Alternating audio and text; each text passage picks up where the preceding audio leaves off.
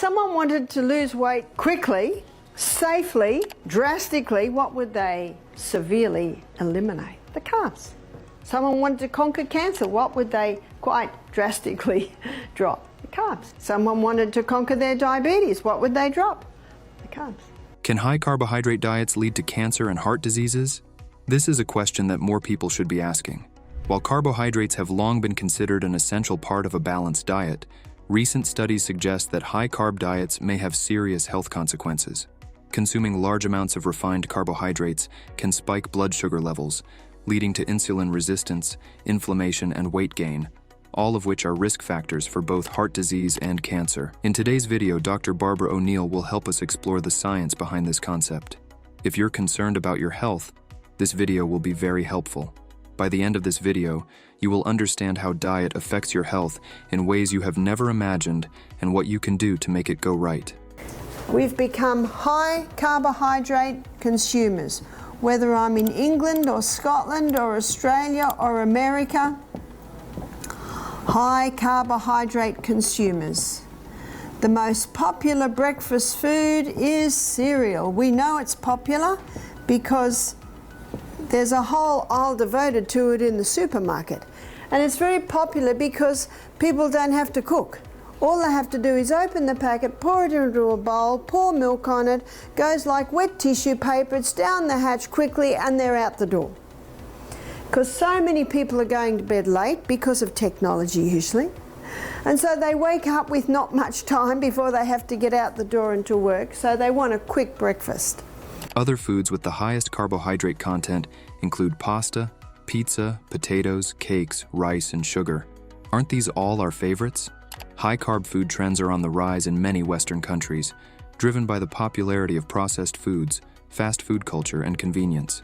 As lifestyles become busier, people are shifting to quick, carbohydrate-rich meals and snacks, which are often cheaper and more readily available than healthier options. In the United States, the average daily intake of carbohydrates is around 300 grams, mainly from refined sources. In contrast, low-carb diets typically limit carbohydrate intake to about 50 to 100 grams per day, emphasizing whole foods like vegetables, nuts, and lean proteins. All of these foods break down in the gastrointestinal tract to a singular structure called glucose. Now the glucose goes on the M1 main highway portal vein straight to the project manager. And then the project manager determines where this glucose goes. So the first place that the liver will send the glucose, number one, is to the cell to be burnt as fuel. But on a high carbohydrate diet, you got a lot of glucose left over. And so now the body stores it in what I call the most amazing fuel, quick fuel supply in the body. It's called glycogen. They're little molecules of glucose just sitting in your muscle cell waiting to be used. So number two, the glucose is stored as glycogen. I call glycogen the diabetic's best kept secret, because if blood sugar goes low, what do? Get on the exercise bike, release your glycogen stores. But on a high carbohydrate diet, we've still got glucose left over. And so now the body stores that glucose under the direction of the liver in the most amazing fuel depot in the body. It's called fat cells. And what's happening to Americans on their high carbohydrate diet? They're getting bigger and bigger and bigger. That's the third place that the liver will cause all the excess to be stored is as fat. Simple carbohydrates found in sugary snacks, white bread, and processed foods are quickly absorbed by the body, causing rapid spikes in blood sugar levels. Frequent insulin spikes can lead to insulin resistance, higher blood sugar levels, and an increased risk of type 2 diabetes. Over time, consistently high blood sugar levels can cause inflammation and damage to blood vessels, contributing to heart disease. Diets high in refined carbs are also linked to obesity, as they tend to be calorie-dense but low in nutrients, leading to overeating and weight gain. Excess weight, in turn, increases the risk of various health issues, including cancer. Complex carbohydrates, found in whole grains, vegetables, and legumes, are digested more slowly, providing a steady release of energy and helping to maintain stable blood sugar levels. These carbs are rich in fiber, which aids digestion, promotes satiety, and helps regulate blood sugar. Diets rich in complex carbs are associated with a lower risk of chronic diseases like heart disease and cancer. You see, cancer cells consume 15 times the glucose of any other cell.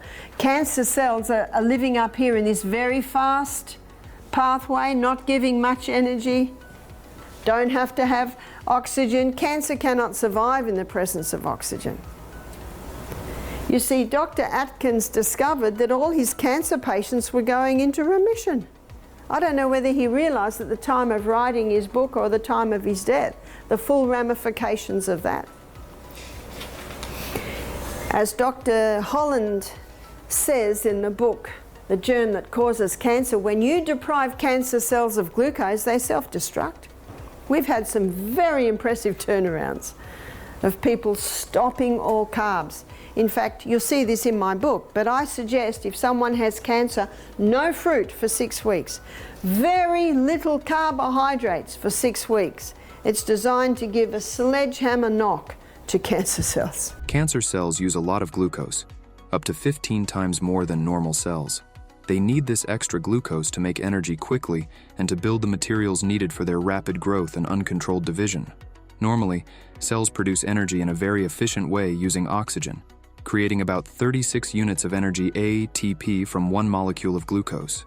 ATP, or adenosine triphosphate, is the main energy source that cells use to perform all their functions, like moving, growing, and repairing. However, cancer cells use a different method called glycolysis, even when there is enough oxygen. Glycolysis makes only 2 units of ATP per glucose molecule, but it also creates other important building blocks that cancer cells need to grow and divide quickly. Because glycolysis is less efficient, cancer cells require a lot more glucose to meet their energy and growth needs. During glycolysis, glucose is broken down into a smaller molecule called pyruvate, producing a small amount of ATP, and another molecule called NADH, both of which are important for the cell's energy and function. Cancer cells rely on this process not only to get energy, but also to create other substances they need to make more cells, like nucleotides, for DNA, amino acids, for proteins, and lipids, for cell membranes. Research published in Cancer and Metabolism has found that high blood sugar levels are linked to faster cancer growth and spread. Diets high in refined sugars might help cancer grow by providing the extra glucose needed for glycolysis. The Bible says, prove all things and hold fast to that which is good. People say to me, Barbara, do you ever step sideways? Do you ever have a little bit of junk? I said, why would I do that? I feel so good. I sleep well. I like the results. So notice what the Bible says, prove all things and hold fast to that which is good. In other words, do it. Can you see that food takes you the distance? Very low carbohydrate. When you eat like that, you hardly need bread. So no caffeine, no wheat, and no refined sugar. Refined sugar is dangerous. It clogs up the arteries. It makes the blood very, very sticky. And you can get so many delicious sweeteners like honey and maple syrup and even the coconut sugars. There's no need to go to the refined sugar. Alcohol is bad news on the heart. Excess carb intake promotes glycation. Glycation is a biochemical process where sugar molecules, such as glucose, attach to proteins or lipids without the involvement of enzymes.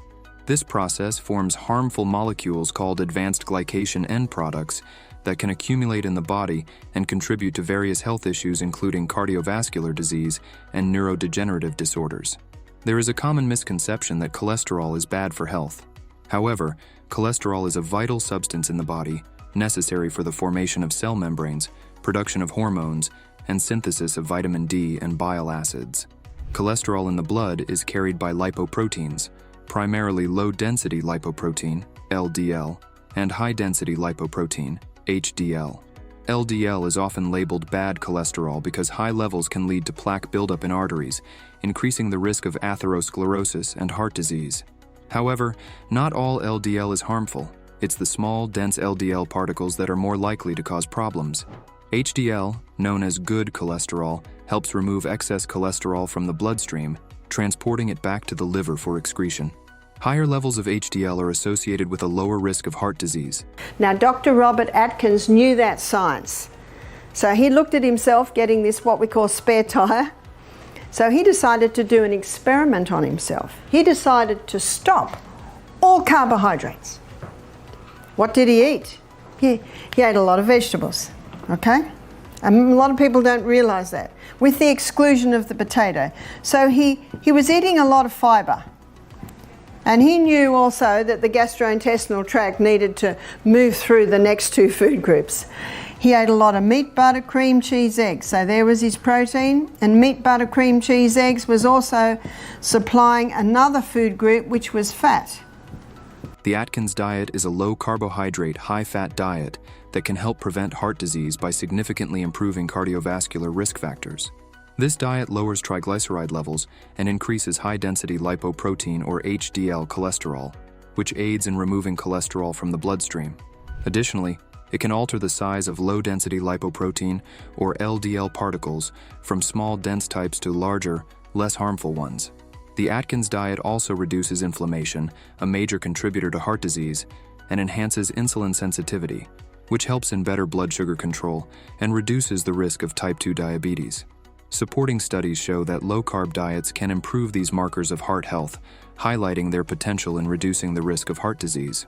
Despite its high fat content, the Atkins diet's benefits in managing triglycerides, HDL cholesterol, and insulin sensitivity suggest it can be a viable strategy for improving heart health and preventing cardiovascular issues. Several studies have demonstrated the benefits of reducing high carbohydrate intake on weight, blood sugar levels, and cholesterol. A study published in Annals of Internal Medicine, 2008, compared low-carbohydrate diets with low-fat diets and found that participants on low-carb diets experienced greater weight loss and improvements in cholesterol levels, including reductions in triglycerides and increases in HDL cholesterol. To effectively lower carbohydrate intake, start by focusing on replacing high-carb foods with low-carb alternatives. Begin by cutting back on refined grains and sugars. Preferably, choose whole grains like quinoa or brown rice in smaller portions, and limit sugary snacks and beverages. Incorporate more non-starchy vegetables into your meals, such as leafy greens, bell peppers, and broccoli, which provide essential nutrients without excessive carbs. Include protein-rich foods like lean meats, fish, eggs, and legumes, which help maintain satiety and stabilize blood sugar levels. Opt for healthy fats found in avocados, nuts, and olive oil, which can replace carbohydrates and provide sustained energy. Additionally, reading nutrition labels can help identify hidden carbs in packaged foods. Planning and preparing meals ahead of time can also ensure you have low-carb options readily available, reducing the temptation to reach for high-carb choices. You can always start your day with a high-protein, low-carb meal featuring scrambled eggs cooked with spinach and avocado. This meal is rich in healthy fats and protein, providing a satisfying and nutritious start to the day. For lunch, a refreshing salad is prepared with mixed greens, grilled chicken, cherry tomatoes, cucumber, and a homemade low-carb dressing. This meal is light yet filling, focusing on lean protein and a variety of low-carb vegetables. Next, dinner consists of baked salmon fillets served with a side of roasted Brussels sprouts and a small portion of cauliflower rice. The salmon provides healthy omega-3 fats, while the vegetables and cauliflower rice keep the meal low in carbohydrates. For snacking throughout the day, low-carb snacks such as a handful of nuts and a serving of Greek yogurt with a few berries are included, offering additional protein and fiber while staying within low-carb guidelines. By making these practical adjustments, you can effectively manage your carbohydrate intake, supporting overall health and well-being. So, there is a general misconception that carbohydrates are necessary for energy. While carbs are a primary energy source for many people, the body can efficiently utilize fats and proteins as alternative fuel sources. When carbohydrates are limited, the body enters a state called ketosis, where it burns fat for energy instead. This process can be particularly effective for maintaining energy levels, as ketones, produced from fat, become a reliable fuel. Additionally, proteins can be converted into glucose through gluconeogenesis to meet energy needs. While the deduction of carbs from your diet is generally harmless, People with kidney disease should be mindful, as high protein intake associated with low-carb diets can strain the kidneys. Individuals with gallbladder issues might need to avoid high-fat diets, which are common in low-carb regimens, to prevent gallbladder attacks. Consulting with a healthcare provider or dietitian before making significant dietary changes is recommended to ensure that any new eating plan is safe and appropriate for individual health needs. So, we saw that high carbohydrate diets can significantly contribute to both cancer and heart disease. Consuming large amounts of refined carbohydrates leads to spikes in blood sugar, which in turn causes frequent insulin resistance, inflammation, and weight gain, risk factors associated with these serious health conditions. Cancer cells, in particular, utilize glucose at a much higher rate than normal cells. This reliance on glucose for energy and rapid cell division links high blood sugar levels to enhanced tumor growth and cancer progression. Similarly, high carbohydrate intake promotes glycation, which results in harmful molecules that damage blood vessels and contribute to heart disease. Conversely, low-carb diets offer several health benefits. By reducing carbohydrate intake, one can improve cardiovascular risk factors such as lowering triglycerides, increasing HDL cholesterol, and enhancing insulin sensitivity. Low-carb diets also help manage weight and reduce inflammation, contributing to better heart health and lower cancer risk. But remember, small changes in your diet can lead to great health benefits. It's about making informed choices that work best for your body. If you found this video helpful, please give it a thumbs up and share it with someone who might benefit from this information. Don't forget to subscribe and hit the notification bell so you never miss a video that could help you live a healthier life. Check out the links in the description for more detailed guides, research articles, and my recommended books on low-carb diets and heart health.